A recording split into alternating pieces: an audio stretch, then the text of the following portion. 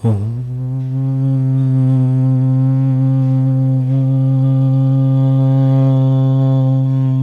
नमः सिद्धेभ्यः।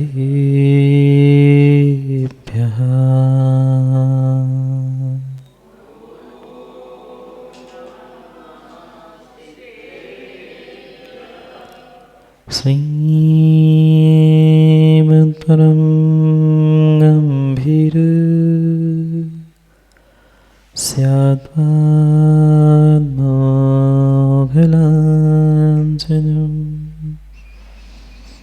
जीयात्रैलोक्यनाथस्य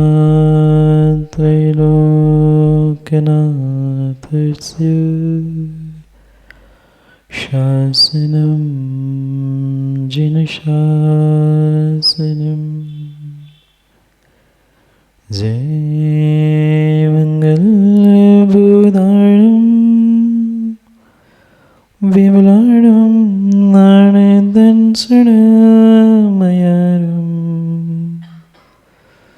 त्रैलोक्यसेह्याणं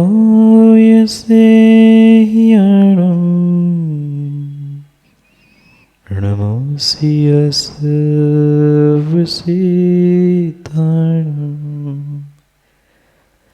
नमो अरिहन्ताणं नमो सिद्धाणं नमो आयर्याणं नमो वज्रायाणं नमो लोय सवसाहुणम्।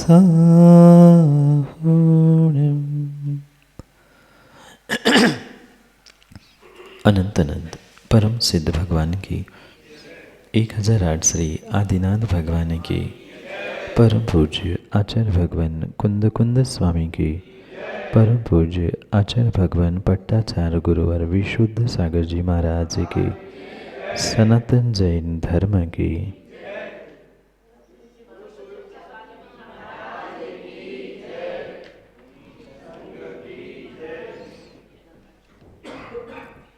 अंतिम निर्देश। वर्धमान स्वामी के शासन में हमसे विराजते और उनकी यह पावन पीयूष देशना हम सभी के लिए परम उपकारी है। अनादिकाल से हमारी इस आत्मा में जो जन्म जरा और मृत्यु रूपी रोग लगे, उन रोगों का उपशमन करने वाली कोई परम औषधि है तो वह एकमात्र यह जिनवाणी है। भव्य आत्माओं, ये चारों गतियों में श्रेष्ठ पर्याय, श्रेष्ठ गति जो बहुत सहजता से हमें जो वर्तमान में मिली है, और शायद इतनी सहजता से मिली है कि हमें इस मनुष्य पर्याय की दुर्लभता का बोध नहीं है। कभी इस मनुष्य पर्याय को प्राप्त करने के बाद ये विचार करने की आवश्यकता है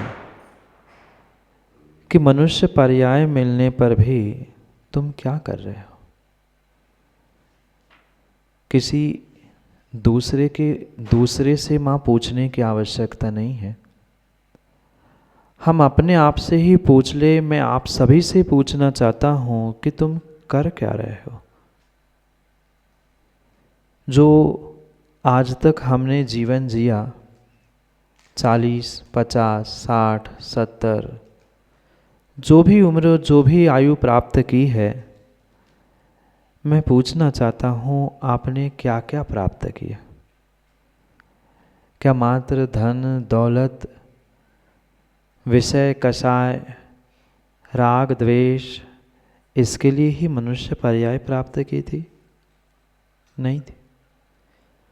जब किसी देव पर्याय में, जब किसी नरक पर्याय में आप होंगे ये विकल्प मत करना कि महाराज हमें समझा रहे हैं, मैं भी नरक से निकल के आया हूँ, मैं भी निगोद से निकल के आया हूँ, अंतर इतना है कि मेरे पास निर्णय है कि मैं क्या कर रहा हूँ, आपके पास निर्णय नहीं है कि आप क्या कर रहे हैं।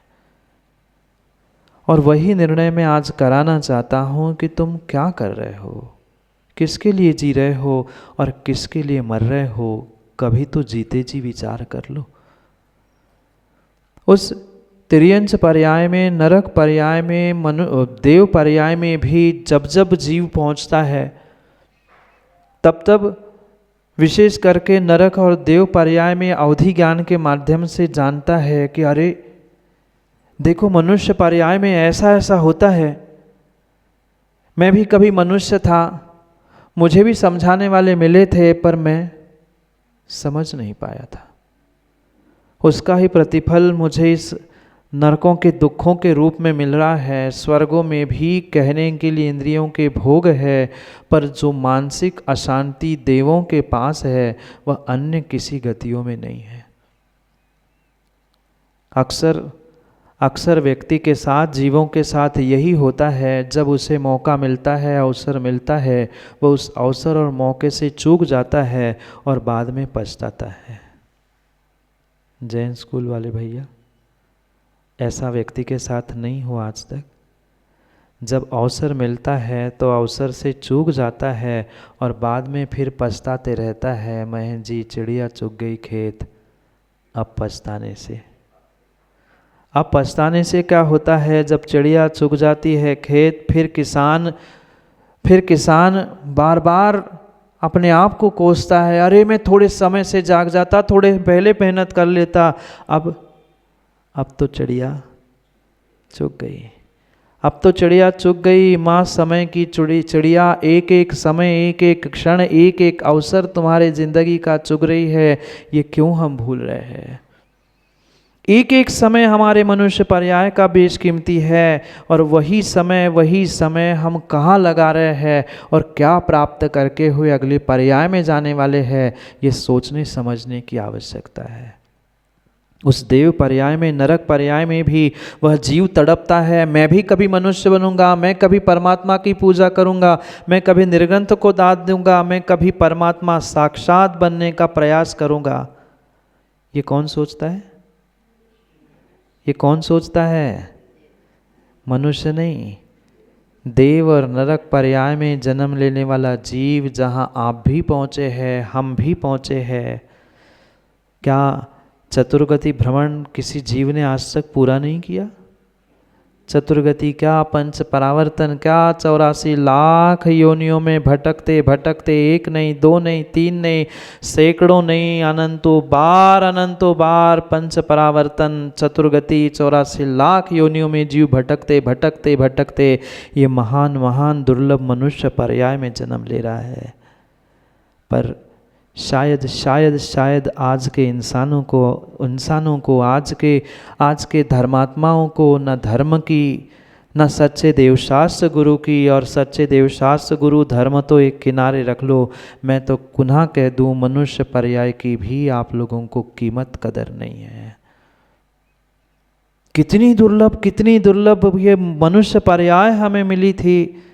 ये तब समझ में आता है जब चिड़िया खेत चुग जाती है, जब किसी देव नार की तिर्यंच पर्याय में पुनः दुख भोगने के लिए मिलते हैं, तब समझ में आता है, अरे काश मैं तब समझ जाता, काश मैं समझ जाता, मुझे भी तो गुरु ने समझाया था, मैंने भी कभी पढ़ा था, मैंने भी कभी मनुष्य पर्याय में सुना था।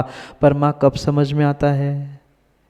जब पर्याय हाथ से छूट जाती है या बिल्कुल छूटने की कगार में होती है। अस्पताल में डॉक्टर के सामने वेंटिलेटर पे आदि होता है, तब व्यक्ति को समझ में आता है, अरे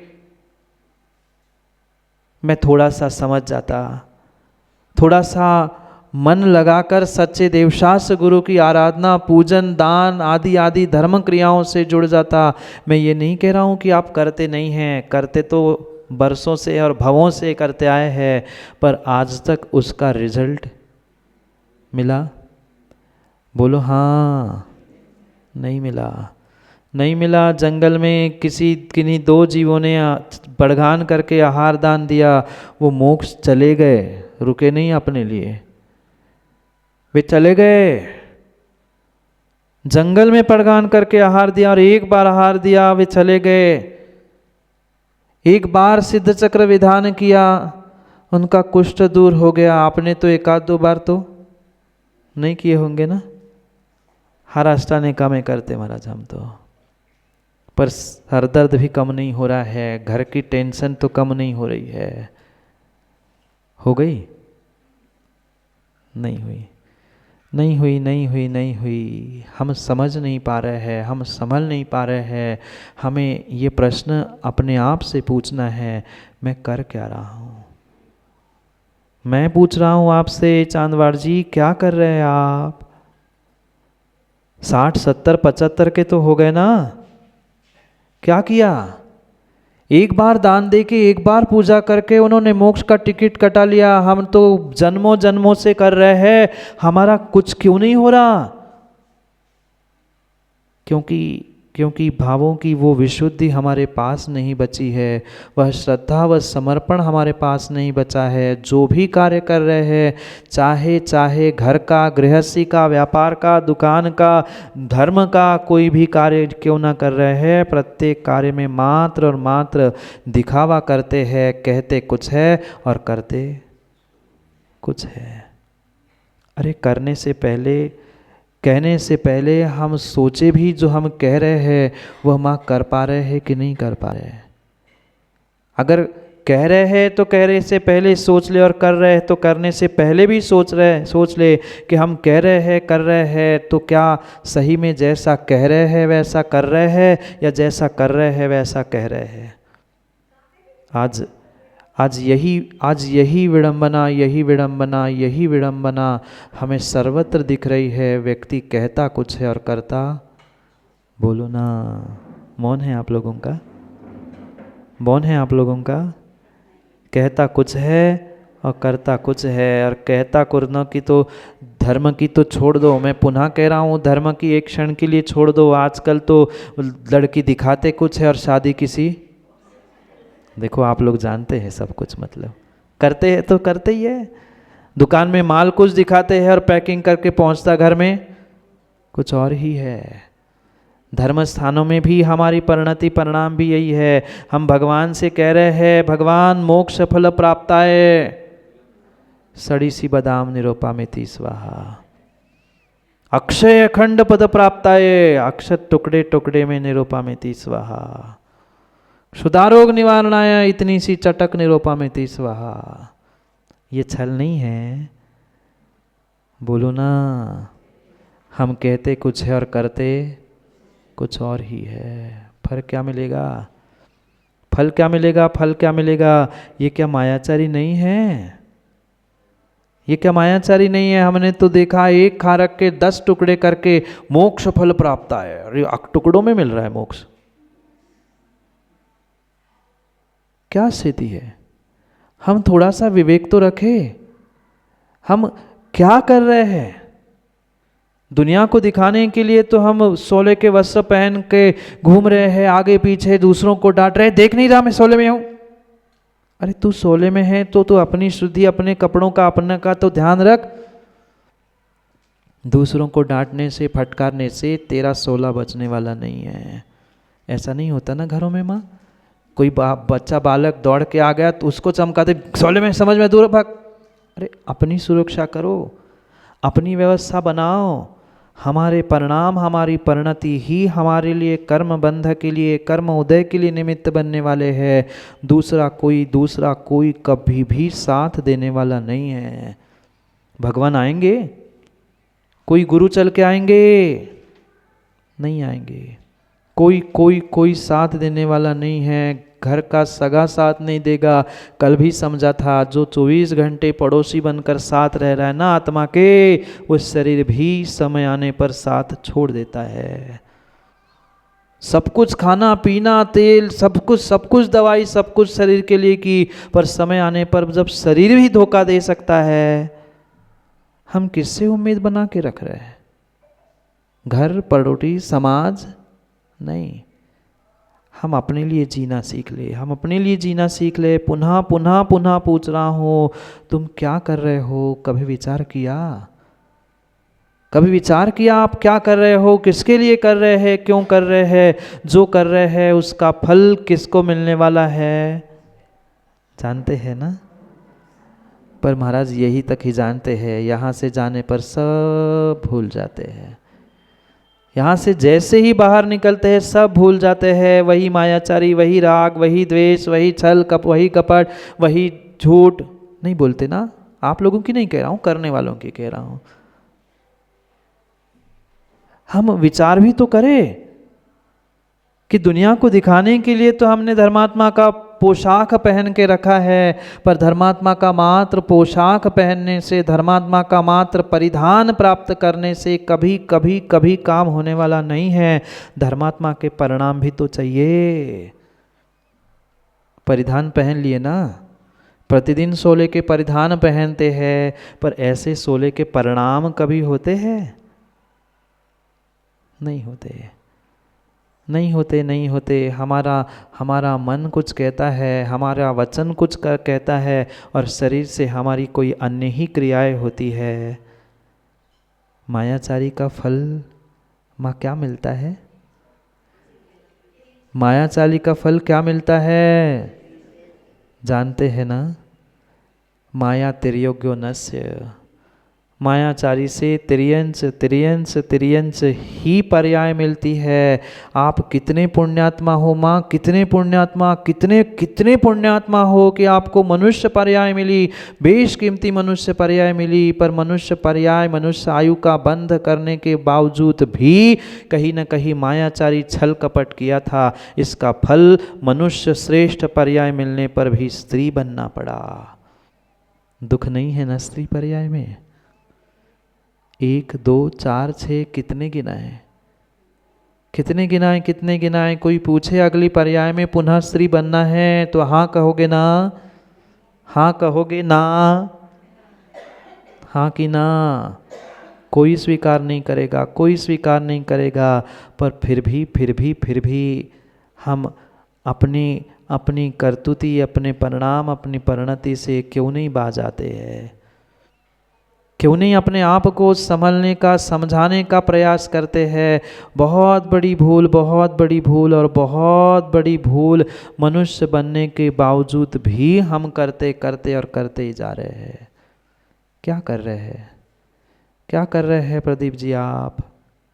मैं सभी मनुष्यों से पूछ रहा हूँ, क्या कर रहे हैं हम?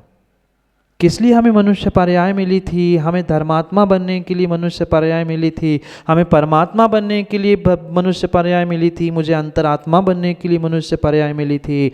पर ये बात जब मनुष्य पर्याय हाथ से निकल जाती है, अवसर छूट जाते हैं, मौके निकल जाते हैं, तब पछताने के अलावा कुछ भी नहीं बचता, कुछ भी नहीं बचता। फिर देव पर्याय में, फिर नरक पर्याय में, तिर्यंच पर्याय में जाकर जीव सोचता है, अरे काश फिर मैं मनुष्य बनूंगा ना तो बिल्कुल बहुत अच्छे से जीऊंगा, अच्छा धर्मात्मा बनूंगा, सम्यक दृष्टि बन जाऊंगा, अमुक करूंगा, अमुक करूंगा। पर जैसे ही पुनः मनुष्य बनता है,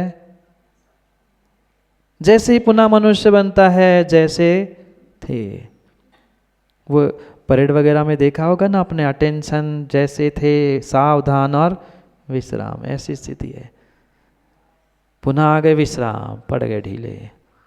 जब तक सुन रहे हैं, जब तक हाथ से मौके निकल जाते हैं, कुछ दिन 2-4 दिन पछताते हैं, कोई घर से निकल जाता है, शमशान पहुंचते हैं, तब कुछ मिनटों का वैराग्य होता है, बस फिर जैसे थे, कुछ मिनटों के लिए अटेंशन, और फिर जैसे थे हो गए विश्राम।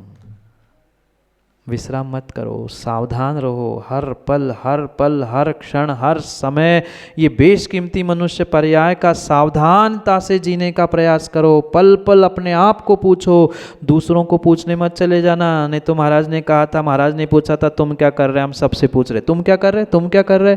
मैं आपसे पूछ रहा हूँ, और आप अपने आप से पूछ लो, मैं क्या कर रहा हूँ? क्या ये राग द्वेष छल कपट और विषय कषाय, इतने के लिए मुझे मनुष्य पर्याय मिली थी? इतनी तपस्या, इतनी साधना जो पिछले भवों में मैंने की थी, क्या मात्र इतने इतने ही के लिए मिली? नहीं की थी।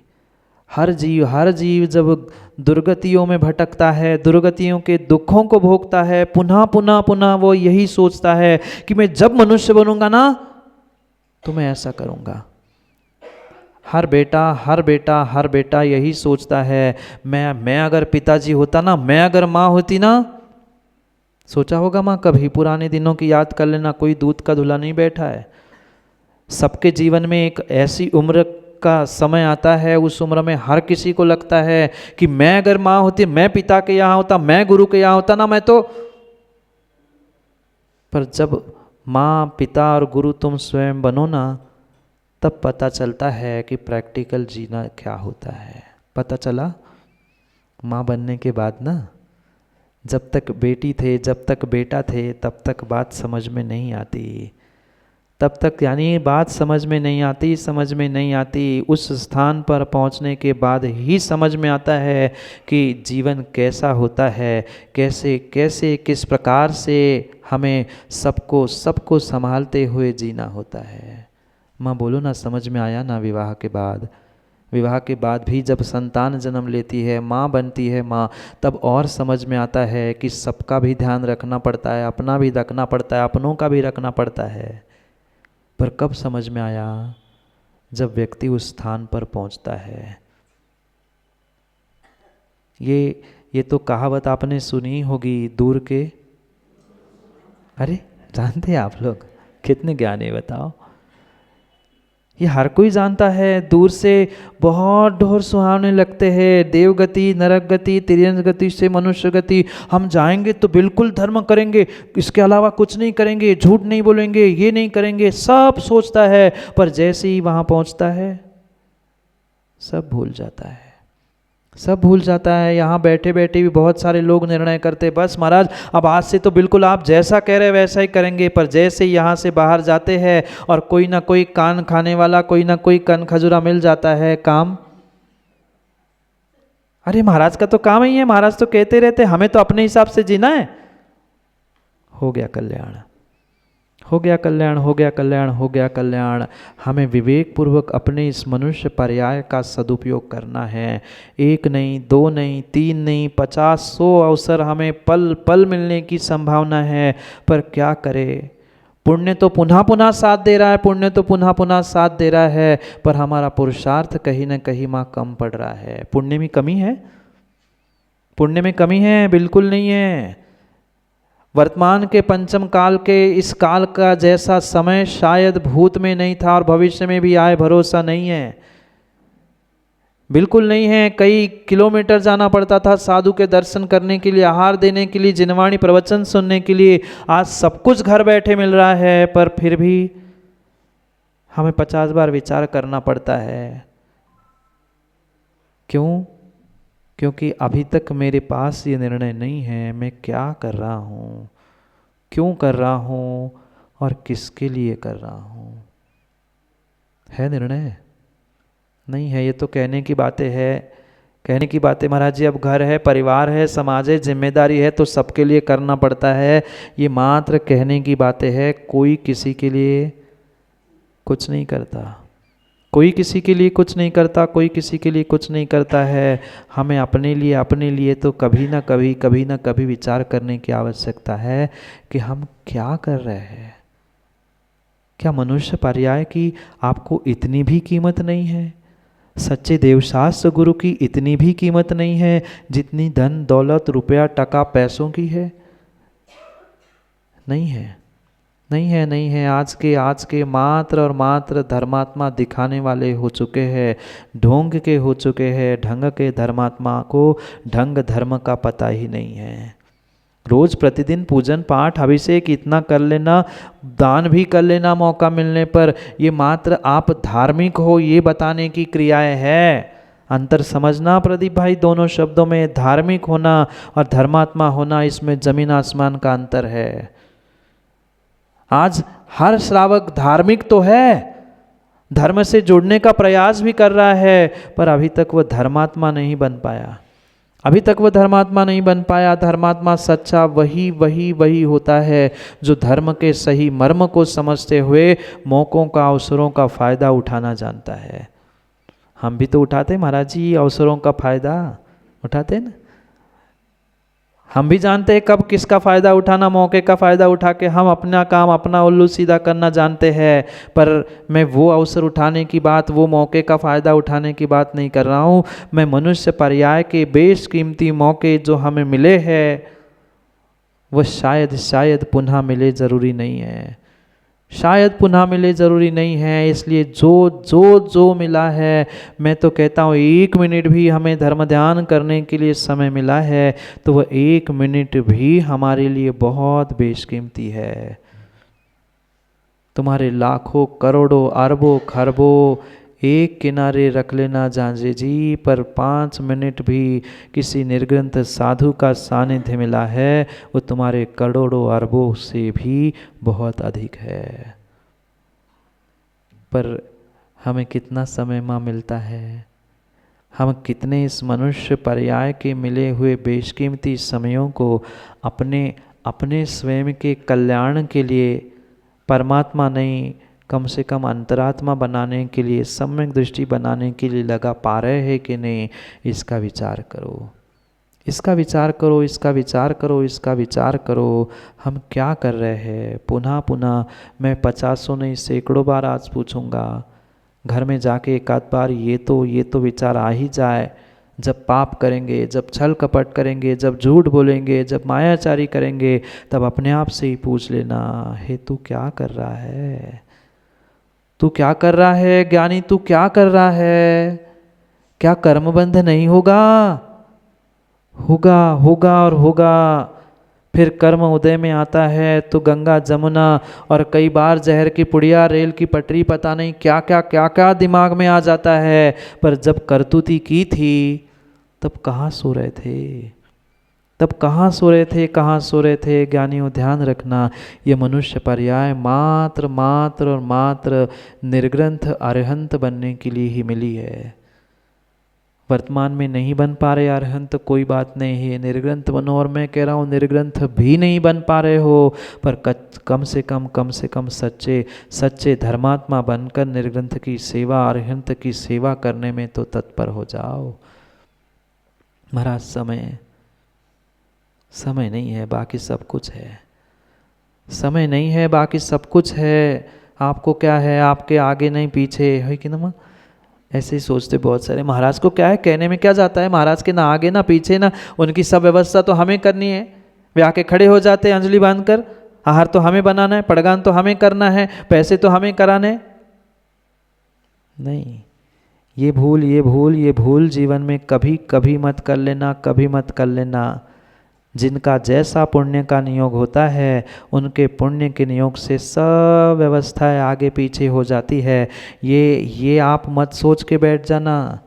ये आप मुनि सेवा अध्यक्ष, बुरी नहीं मानना, क्षमा कर देना, पर हकीकत यही है। बहुत सारे स्थानों पर हमने देख लिया, व्यक्ति यही सोचता है, समाज यही सोचती है कि हम व्यवस्था कर रहे हैं, हम आहार करा रहे हैं, इसलिए महाराजों की व्यवस्था हो रही है। एक बार तो झांझे जी, एक बहुत बड़े सेठ ने एक स्थान पे हमसे कह दिया, महाराज इतने मत उड़ो, हमारे जैसे सेठ अगर आप लोगों की व्यवस्था नहीं करे, आहार अगर चौके ना लगाए रास्ते में, तो आप लोग विहार कैसे करो? मैंने कहा जी सेठ जी, कल से भगवान को बाद में नमोस्तु करता हूँ, पहले आपको नमोस्तु कर लो। ये बहुत बड़ी भूल व्यक्ति करता है कि किसी के व्यवस्था करने से किसी पुण्यात्मा, किसी धर्मात्मा, किसी निर्ग्रंथ, किसी अरहंत की व्यवस्था नहीं बनती। उनके आगे पीछे यूँ व्यवस्था दौड़ती है। पर करने वाला जो कर्तृत्व भाव में डूबा है वो तो व्यक्ति, वो तो समाज यही सोचती है कि हम करा रहे हैं, हम खिला रहे हैं। माँ आप भी कितना ही सोच लो, बच्चों का पालन पोषण, घर परिवार का पालन पोषण मैं कर रही हूँ। नहीं, ये मत सोचना मैंने बच्चों को, मैंने बालक को, मैंने अपनी संतान को दूध पिलाकर बड़ा किया है। अगर संतान का पुण्य नहीं होता तो माँ के आंचल में आया हो दूध भी सूख जाता है। माँ के आंचल में आया हुआ दूध भी सूख जाता है। आप लाख प्रयास कर लेना मुनिराजों के निर्विघ्न आहार कराने के, पर पुण्य का उदय नहीं है तो शोधन करके दिया गया आहार भी पक्का है, पक्का है, पक्का है। व्यर्थ में कर्तृत्व भाव में डूबकर, व्यर्थ में कर्तृत्व भाव में डूबकर अपनी अपनी अपनी दुर्गति का साधन मत खोजो, मत खोजो, मत खोजो, मत खोजो। पुनः पूछ रहा हूँ, तू क्या कर रहा है? विचार कर। तू क्या कर रहा है? विचार कर। हर जीव, हर जीव, हर जीव अपना अपना स्वयं का पुण्य लेकर ही इस धरा पर आता है। फिर जो साधना में लगे हैं उनका तो पुण्य कितना विशेष होता होगा, ये भी तो हम विचार करें, ये भी तो विचार करें, ये भी तो विचार करें। क्या करें? पर कामधेनु जैसी ये मनुष्य पर्याय, चिंतामणि रत्न जैसे धर्म हमें प्राप्त हुए हैं, कल्प वृक्ष जैसे निर्ग्रंथ गुरु हमें वर्तमान में भी खोटे पंचम काल में प्राप्त हुए हैं, पर फिर भी आज का इंसान उन अवसरों को, मौक़ों का फायदा नहीं ले पा रहा है। अपने कल्याण के लिए, अपना उल्लू सीधा करने के लिए नहीं, अपने कल्याण के लिए, आत्महित के लिए। क्या हुआ, एक बार महेंद्र जी, एक राजा था। राजा तो राजा होता है, ऐशो आराम में जीना, बस भोग विलास में रहना, इतना ही उस राजा का काम होता है। दुनियादारी क्या है, कैसे गरीब व्यक्ति पैसा कमाता है, कैसे व्यापार होता है, कैसे क्या होता है, उसे क्या पता। वो तो बढ़िया अपना राजा बनकर बैठा था, आज्ञा देना उतना ही काम उसका।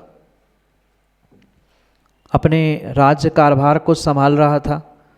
एक दिन शौक में निकल पड़ता है। राजा के शौक कम थोड़ी न होते। एक दिन शिकार करने के लिए वो राजा निकल पड़ता है और जंगल में शिकार करते करते एक बार रास्ता भटक जाता है।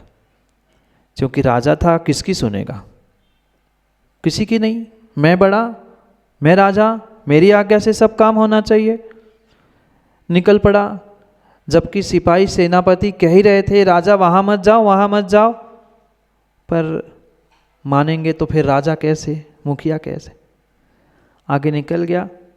वो ऐसा जंगल का रास्ता था, शिकार के पीछे दौड़ते दौड़ते भागा राजा, पर राजा अकेला पड़ गया। सब सैनिक, सेनापति, दलबल पता नहीं कहाँ रह गए। सुबह के समय निकला था, 10, 11, 12, 1 बज गए। अब ना पीछे जाने का रास्ता मिले, ना आगे से कुछ मिले। भटकते भटकते एक जंगल के एक छोर से वह दूसरे छोर की ओर पहुंचने को हुआ। अब जिसने कभी ग्लास उठा के पानी नहीं पिया, भोजन कैसे बनता है, क्या बनता है, कौन बनाता है, उसका जिसको विवेक नहीं है, बस आज्ञा दो, ऑर्डर दो, थाली सामने आ गई, रोटी खा ली, पकवान खा ली, मौज मस्ती कर ली, इतना ही राजा का काम था। अब इतने भोग विलास में रहने वाला राजा 2 बजे तक भूख से तड़पने लग गया। पानी नहीं, भोजन नहीं, कुछ नहीं। कोई साथ होता तो कुछ व्यवस्था करता, अब अकेले कोई सब कुछ करना था। भटक रहा था, परेशान हो जाता है, कहीं छाँव, कहीं धूप, कहीं खोजते खोजते वो सोचता है कहीं तो मार्ग मिले, पर उसे कहीं मार्ग नहीं मिलता। घोड़े पे था तो स्वाभाविक रूप से ऊपर बैठा था तो थोड़ी दूर की दिख रही थी। चलते चलते लगभग 3-4 बज गए दिन के, और दूर से ही उसे एक झोपड़ी दिख गई, एक छोटी सी झोपड़ी दिख गई। वो सोच में पड़ गया, चलो कुछ तो मिल जाएगा, कुछ नहीं पानी तो मिल जाएगा, छाँव तो मिल जाएगी। और घोड़े से शीघ्र गति से वहाँ जाकर उतर जाता है। जैसे ही घोड़े के टापों की आवाज़ आती है, अंदर रहने वाला एक गरीब व्यक्ति बाहर निकल के आता है, और जैसे नहाने के बाल और खाए के गाल अलग से समझ में आते हैं। राजा भले ही, पुण्यात्मा व्यक्ति भले ही कैसे वस्त्र पहन ले, किसी स्थिति में वर्तमान में क्यों ना हो, पर पुण्यात्मा की पहचान, धर्मात्मा की पहचान अपने आप होती है। सुबह से परेशान हो गया था राजा, भले ही राजा जैसा दिख नहीं रहा था, जो त्रसित हो जाता है, कौन इतने आभूषण अलंकार जो जो था वो उतारते गया, पर फिर भी जो गरीब व्यक्ति था झोपड़ी से बाहर आता है, वो पहचान गया कि ये सामान्य तो नहीं है, नहीं है। उसने सुना भी होगा कि राजा ऐसे होते, तलवार थी और शस्त्रास्त्र थे, तो वो समझ ही गया। उसने कहा, राजन आप यहाँ कैसे रास्ता भटके? अब वो राजा जो घोड़े पे बैठा था वो भी आश्चर्यचकित हुआ, वो भी सोचते अरे इसने मुझे पहचान लिया।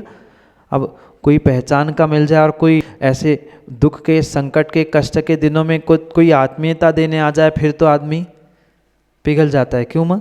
थोड़ा सा कुछ दर्द हो, कष्ट हो और कोई आके हाथ रखे, क्यों, कैसे हो, क्या हो गया, नहीं आने वाला पानी भी आने लगता है।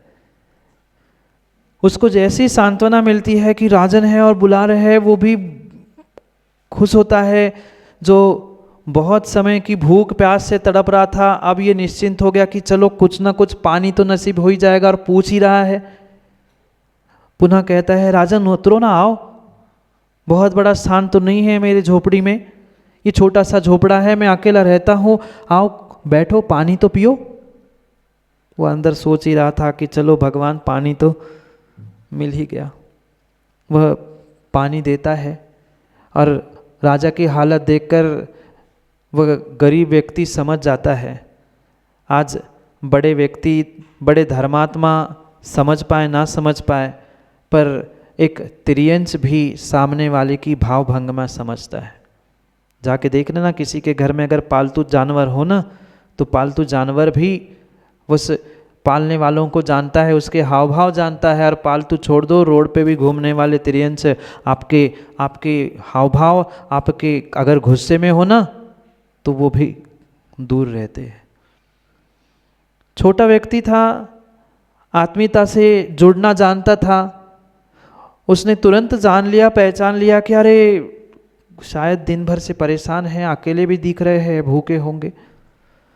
राजा से पूछा, राजन बहुत बड़ी व्यवस्था मेरे पास नहीं है भोजन की, मैं अकेला थोड़ा बहुत बना के खा लेता हूँ, और मैं चाहता हूँ कुछ थोड़ा बहुत आपको बना के खिला दूँ, जो जैसा रूखा सूखा है, आप जैसा तो बना नहीं पाता। राजा ने कहा, ठीक है, तुम जो खिलाओ जो खिलाओ, मैं सब कुछ खाने के लिए तैयार हूँ। मेरी भूख मेरी प्यास मिटा रहे हो, मैं तुम्हें स्थान पर पहुंचकर, अपने राज्य में पहुंचकर बहुत बड़ा इनाम भी दे दूंगा, तुम जो जैसा खिलाओ वो मैं खाने के लिए तैयार हूँ। तुम चाहो तो आधा राज भी मैं तुम्हें दे दूंगा। वो कहता है, मुझे राज का क्या करना है, मेरे घर में अतिथि आया है, अतिथि का सम्मान करना ये मेरा काम होता है। क्योंकि माँ ध्यान रखना, बड़ा आदमी जितना अतिथि का सम्मान नहीं कर पाता, उससे कई अधिक गुना एक छोटा आदमी अतिथि का सम्मान करना जानता है।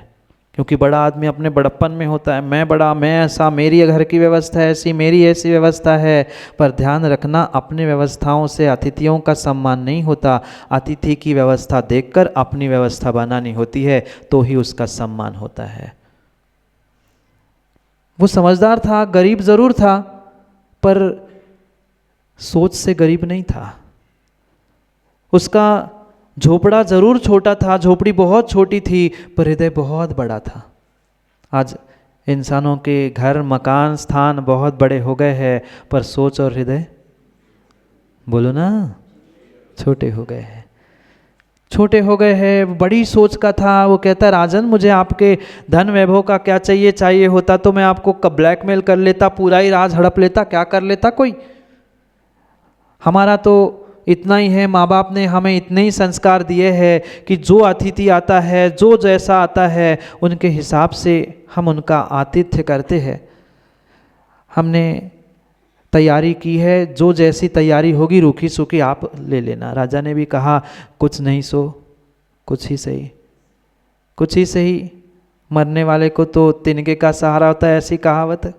कुछ तो मिल जाए, दिन भर से कुछ नहीं मिला, पकवान खाने वाला मैं, जो मिलेगा वो खा लूँगा।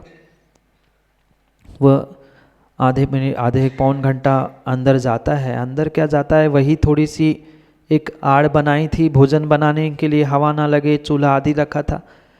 झोपड़ी के पीछे भी दरवाज़ा था। कुछ समय पीछे जाता है, आता जाते कुछ सामग्री वो बनाता है। अब दिन भर से भूखा राजा और वहाँ भोजन बन रही है, उसके तो और भूख लगने लगी। अच्छी खुशबू आने लगी, अच्छे स्वाद उसे आने लग गए।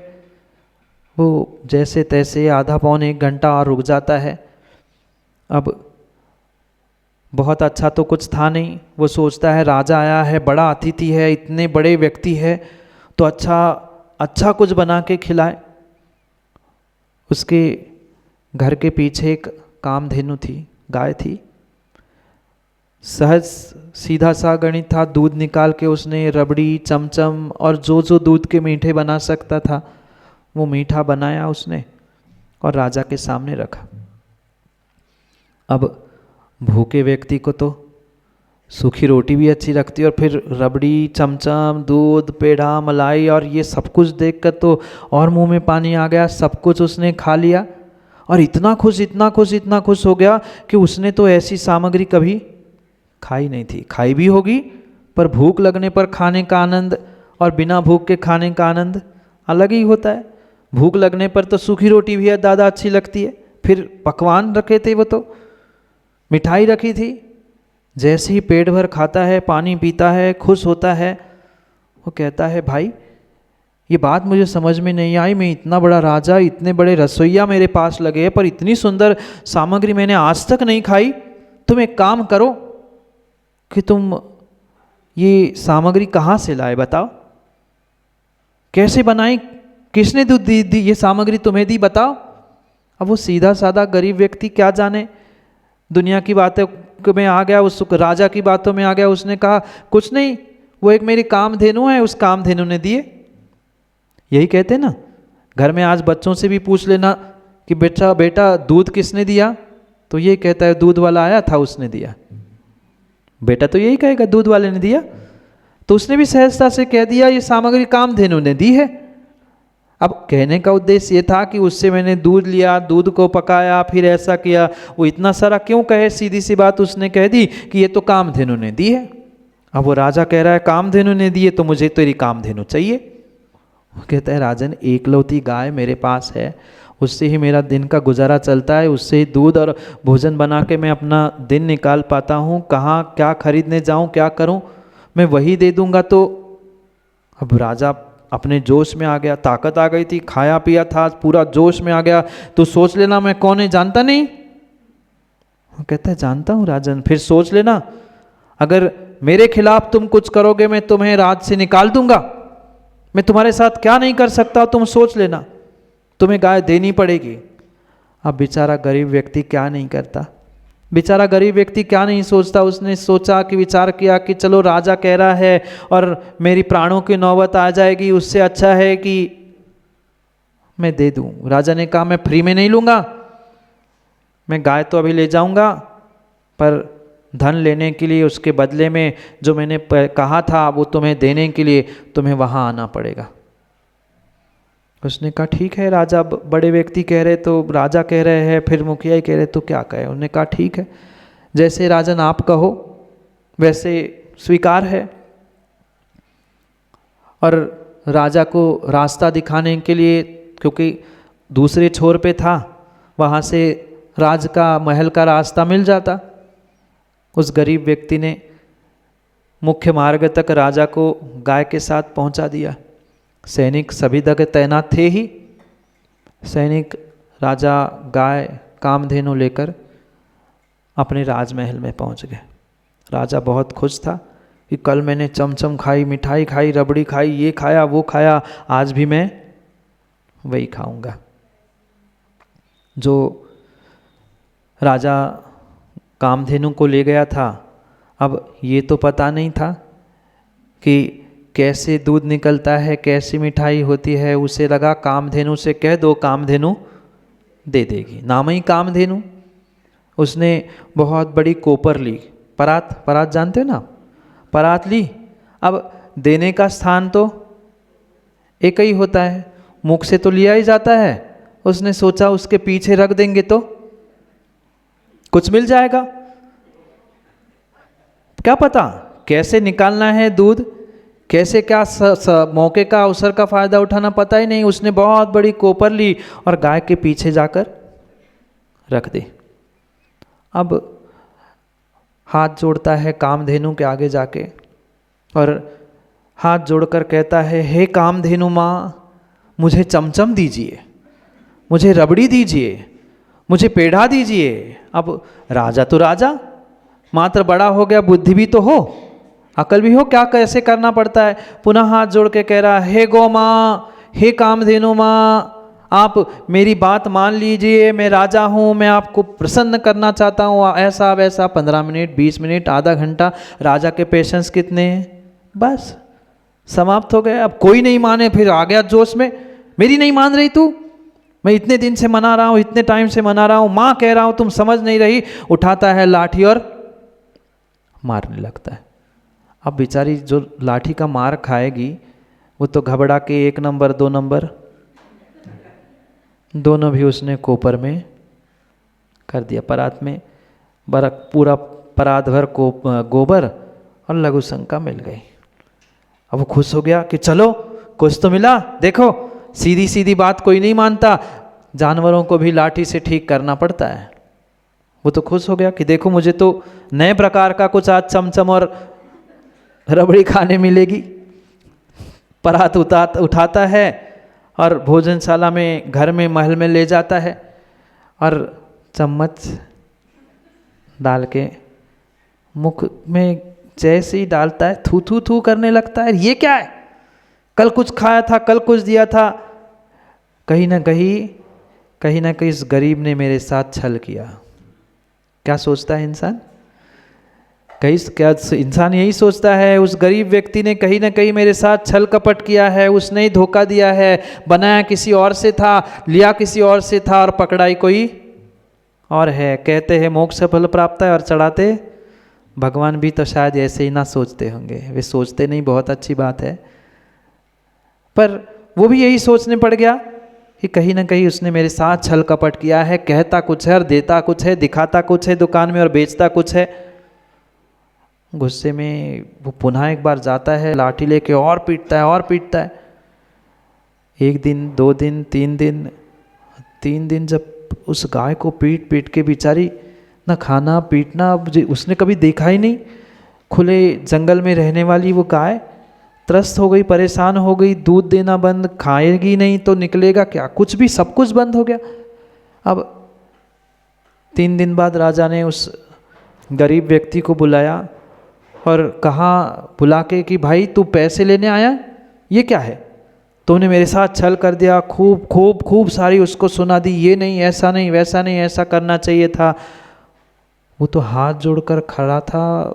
वो कह रहा है राजन, मैंने तो जो था मेरा सर्वस्व आपको दे दिया, इकलौती गाय कामधेनु मेरे पास थी, आपने मांगी दे दी, आप ये क्या कह रहे हो, क्या कर रहे हो, मुझे समझ में नहीं आया। वो कहते एक बार मुझे गाय के पास तो ले जाओ। राजा गाय के पास उसको ले जाता है और जो उसने उस गाय के साथ किया वो सब बताता है। बेचारी गाय की स्थिति देखकर उस गरीब के आंखों में पानी आ जाता है और कहता है राजन, ये आपने क्या किया, इतना बड़ा अवसर, इतना बड़ा मौका आपको मिला था, ये कामधेनु गाय है, आपने ये क्या कर लिया। अब आपके धन की, पैसों की मुझे ज़रूरत नहीं है, आपको लग रहा है ना मैंने छल किया, मैंने कपट किया, मैंने आपके साथ धोखा किया, तो आप मेरी गाय मुझे वापस दे दो। अब राजा भी गुस्से में तक, हाँ ले जाओ, तेरी गाय तू ले जा, कोई काम की तो है नहीं। जैसे ही गाय अपने कब्जे में वो लेता है गरीब, पुनः राजन से हाथ जोड़ के कहता है राजन, आपको तो कामधेनु जैसी ये सुंदर दुधारू गाय मिली थी, पर क्या करें, आपको बेशकीमती अवसर, बेशकीमती मौका भी मिला था, पर राजा आपको गाय के थनों से दूध निकालना नहीं आया। तुमने गाय को मार पीट के उसका गोबर, उसका मल मूत्र तो देखा है, पर दुलार और प्रेम देकर उस गाय से दूध निकालकर कैसी मिठाई बनती है, ये तुमने नहीं जाना। ये मिला हुआ अवसर, मिला हुआ मौका तुमने अपने अपने अहंकार और अपनी छोटी सोच और विवेक शून्यता के कारण से खो दिया है।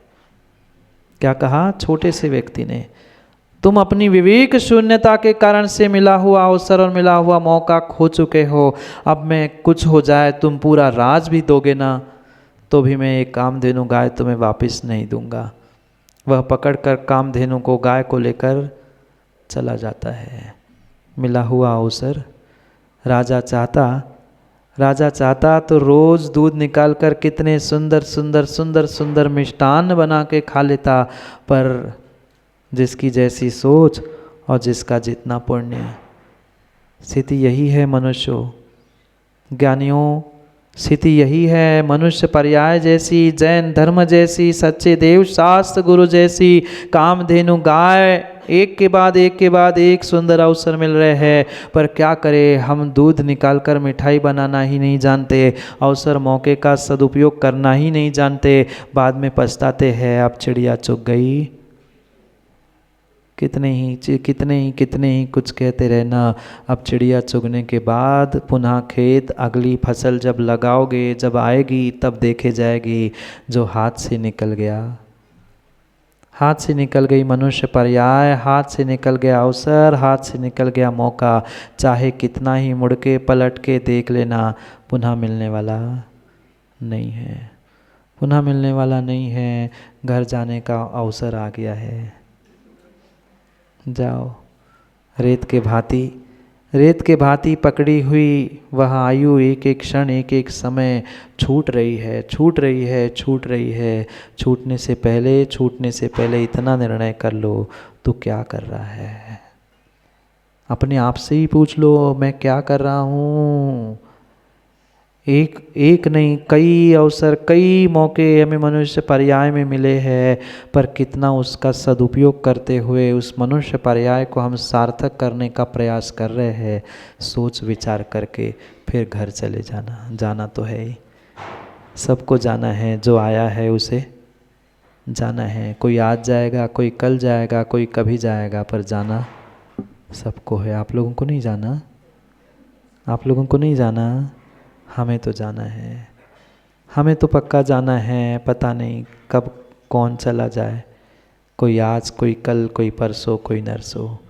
जो सामने है, मैंने परसों भी कहा था, कल भी कहा था, आज भी कह रहा हूँ, जो सामने है हमें उसकी तो कीमत नहीं है, हमें आज की तो कीमत नहीं है, हमें कल और कल की, दूर दूर की तो भागने के लिए हमें शिखर जी, सिद्ध क्षेत्र, यहाँ वहाँ को तो हमें दिख रही है, पर सामने जो थाली परोसी गई है उसको भोगने का हमें विवेक।